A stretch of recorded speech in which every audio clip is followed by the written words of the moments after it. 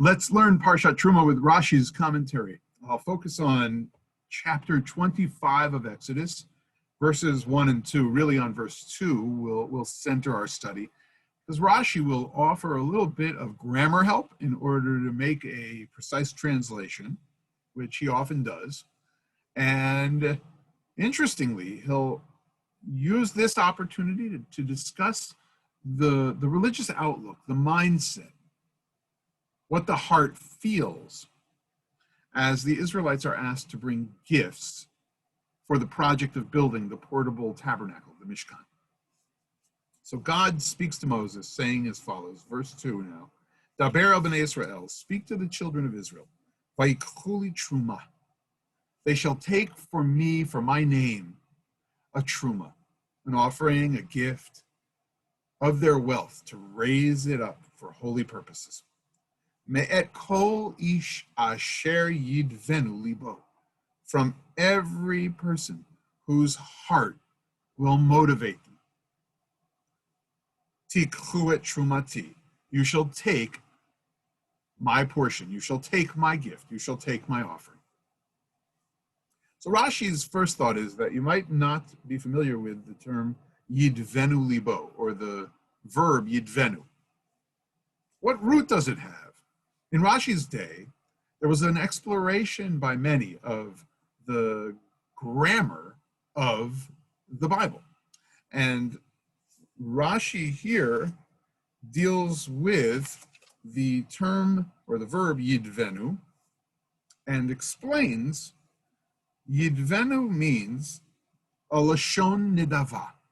It's a language or an expression of voluntarism, of a voluntary contribution. Kamo yindevenu. Rashi spells out the verb with the nun in the Hebrew, the nun of the root, nun dalet vet, that actually dropped out of the grammatical form of the verb in our verse. Yidvenu is how the Torah states it, without the nun. Instead of yindevenu, it's yidvenu. Now, when we're looking at the Masoretic text with the points, meaning the vowels and the other markings, there's a dagesh, there's a dot in the dalet, in the word yidvenu. And that dagesh, Rashi hints, is the substitute, if you will, or the point, the mark, that tells you that indeed a letter dropped out, it was a nun, and you should understand the meaning of the word based on the root, nun dalet vet. It's like the word yindevenu. Now, Rashi goes on, and in further explaining the term, anyone whose heart so inclines him, whose heart stirs him, Rashi says the following, Vahu lashon ratzon tov. It is an expression of goodwill, that someone comes not only with a sense that I wish to volunteer this, but there is a ratzon tov, that a person comes with goodwill and participates in this project. That notion of one's state of mind, one's feelings in the heart, already was part of what the Torah describes when asking for these contributions, when God asks through Moses. Rashi furthers the intentionality of the Torah by saying that what is meant here is a person has to have goodwill, not only towards the act itself of the giving of the gift, but about the goals of the project as well. I think we can understand that Rashi is interested in the overarching sense that a person feels as though there's goodwill in the ask. I feel right about God asking. I feel right about Moses asking. not just in my giving of the gift itself. Gifts and contributions to our sacred spaces, to our synagogues, has been a time-honored tradition in and among the Jewish people. That's just a needed, necessary element, one that is commanded, if you really think about Parshat Kitisa, when everybody brings a half a shekel, and we just read at Parshat Shekalim that people had somewhat of a head tax for creating sacred space. But the idea that one should incline one's heart to make these gifts and have very good will about all of that voluntary giving comes in that Parshat Trumah, in addition to Parshat Vayakhel at the end of the book of Exodus, features this phrase, this call to heartfelt action, to goodwill giving as a Jewish people. There's a story I told earlier this week at Minyan. A man's time comes and he goes up towards the heavenly gates, and the angel that's assigned for that part of the diaspora comes down and says, "So, did your heart move you? Was your heart moved to give the gifts you needed to the synagogue, to the building projects of the Jewish people in your time, in your day, in your city, in your place?" So the person says, of course, with goodwill I came.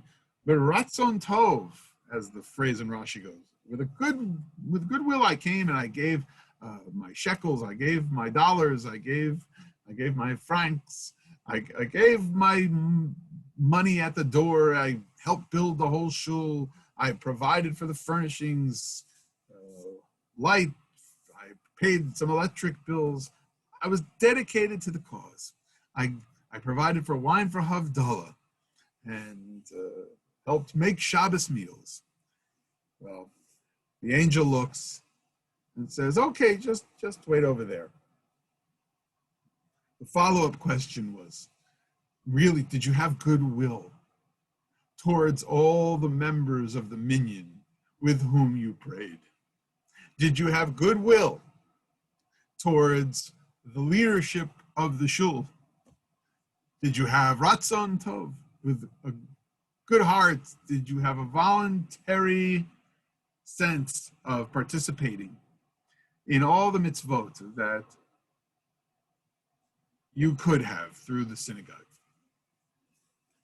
When the angel learns that, in fact, he had included money for the lights,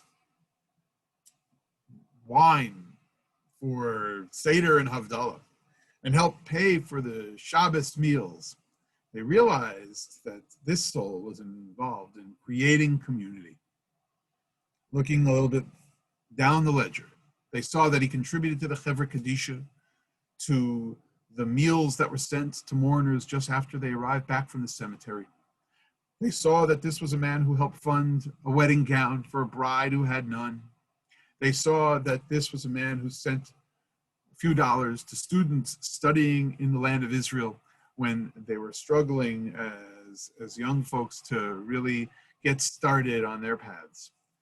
And immediately the gates are open, and the angels in great song welcome this soul onto Olam Haba, onto the world to come. How wonderful that we can begin with the gifts of gold and silver and copper, and those wealthy among us, they do their share. Those wealthy in other ways bring their share.